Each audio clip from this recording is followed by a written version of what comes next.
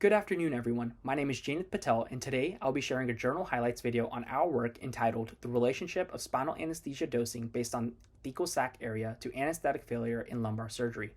I'm presenting this work on behalf of my co-authors listed on this slide. This work was completed at Tufts Medical Center.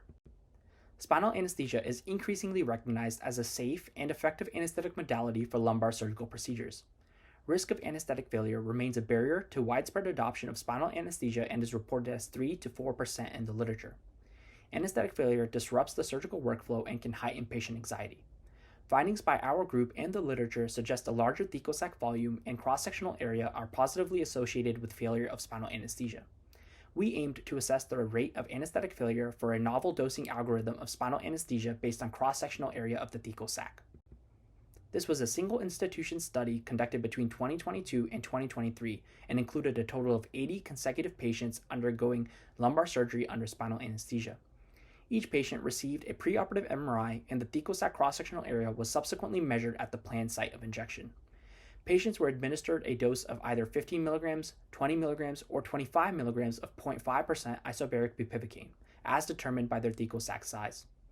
The algorithm utilized is displayed on this slide. Failure of spinal anesthesia was the primary outcome of interest and was compared to a historic cohort of patients who had all received 15 mg of bupivacaine. Patients receiving an individualized dose of spinal anesthesia had comparable demographics, surgical characteristics, and comorbidities to the control cohort. There was a significant difference in the rate of anesthetic failure between the two groups. No patients experienced anesthetic failure in the individualized dose cohort compared to 14 patients in the control cohort.